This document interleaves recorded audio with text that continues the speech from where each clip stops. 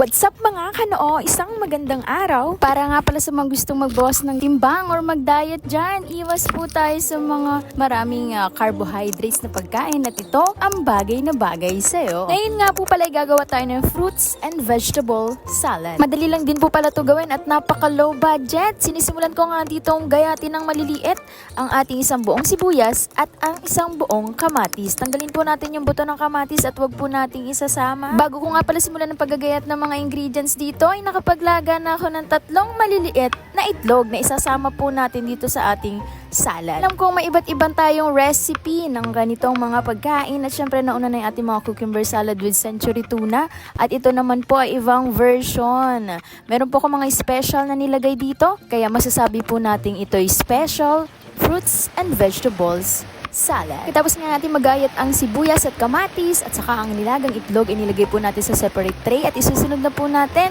ang pagbalat at paggayat nitong ating carrots at isang buong pipino. Pa-dice nga po pala ang napili nating gayat dito para pare-pareho po sila. Maliit lang po para hindi masyadong malaki pag sinubo natin at sakto yung pagka-coat ng mga wet ingredients or yung mga mayonnaise na ilalagay po natin. Habang ginagawa po nga natin ito ay bumuhos ang napakalakas na ulan. Kaya't medyo umingay ang ating background. Thank you Lord sa biyaya ng ulan kasi nadiligan po ang ating mga halaman. Sa pagpapatuloy ng ating gawain ay nagtira ako ng kaunting balat ng pipino kasi healthy din naman yun.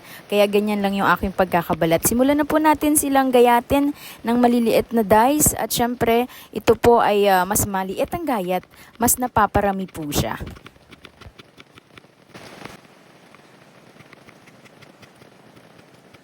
Sagaan lang po natin ng paggagayat at talaga namang presko ang paligid dahil sa biyaya ng ulan. Ganito nga pala ako maggayat ng pipino ay sa pabilog muna siya, saka ko siya gagayatin ng horizontal at syempre doon na rin natin sisimulan yung paggayat ng maliliit na cubes or dice ng ating cucumber. Pagkatapos na gayatin ang mga ito ay sasalin natin syempre at isasama dito sa ating mga naunang nagayat na ingredients. Susunod ko na nga dito agad itong mag-inang apple, isang malaki at isang maliit na nabili natin sa palengke. Syempre alisin po natin yung buto niyan para walang istorbo sa pagkain at dire-diretso. Ayoko na rin po alisin yung balat kasi healthy din kainin ang balat ng mansanas at matagal po siyang mangingitim. Ganyan ko nga lang din siya ginayat ng maliliit at syempre yan ay tiyaga-tiyaga lang hanggang matapos po nating magayat lahat. Transfer na rin natin dun sa ating lagayan para dun po natin i-mix or i-mekus-mekus lahat ng ingredients na to. Excited na po ba kayo sa resulta? Nako, marami pa tayong ilalagay dito. Abangan nyo yan.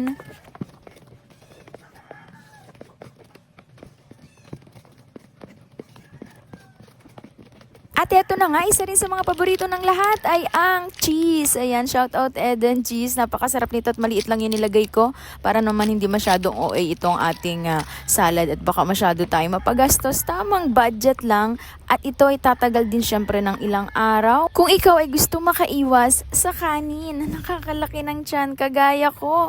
Ang hirap kahit ilang beses tayo mag-jogging or mag-diet. Talaga namang pag naipon ang ating pinaghirapan kakakain, ay ang hirap ba namang mawala? Pero wag tayong susuko. Sa sobrang gutom ba yan naman kanina, hindi pa nakakain ng tanghalian ay namili ako sa palengke kaya mali ang nadampot ko. Ito ba naman panglagay sa chapsuy ang aking nakuha? Pero eto syempre, hindi tayo susuko dyan at tayo nagpalit ng kernels o yung buong corn na kumbaga ay laras na siya. Ay hindi, lugas na siya. Ayan. Basta siya na yun.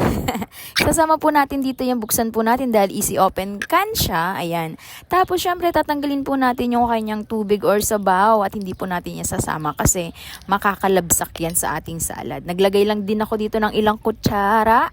At syempre yan, may tira po yung kalahati para sa sunod. If ever magagawa po ulit tayo ng ibang version ng salad, ay meron pa tayong corn or sweet corn. Ito po yung kernels na lugas na. Wala pa ulit-ulit. So ilalagay din po natin ang 2 pack ng Ladies Choice. Bacon naman yung napili ko ngayon. Ito po yung may flavor na mayonnaise kasi meron po tayong ilalagay na plain dito na siya yung magko-coat dito sa ating salad. Sairin lang po natin yan sa sachet para masulit naman ang ating mayonnaise. Naglagay din nga po pala ako ng pampasarap at dagdag sweetness. Ito ay ang kondensada. O diba? Nakuha ko lang din yan sa ref. Na nga natin mga special dressing. Syempre ilagay na rin po po natin ang ating main na ingredient. Syempre, ang mayonnaise. Plain lang po ito na nabibili sa palengke.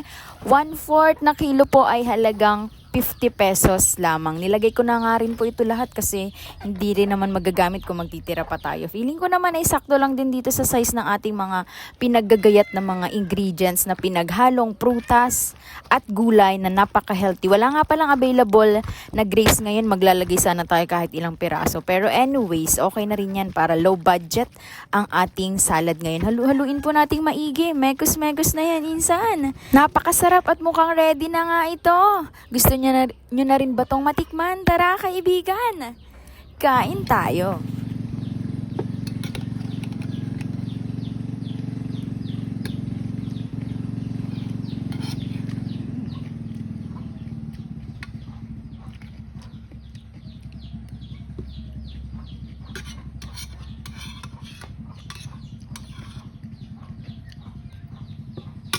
Para mas maging masarap at damang-damang po natin ang salad, ay palamigin na po natin ito sa ref. Maraming salamat sa panonood.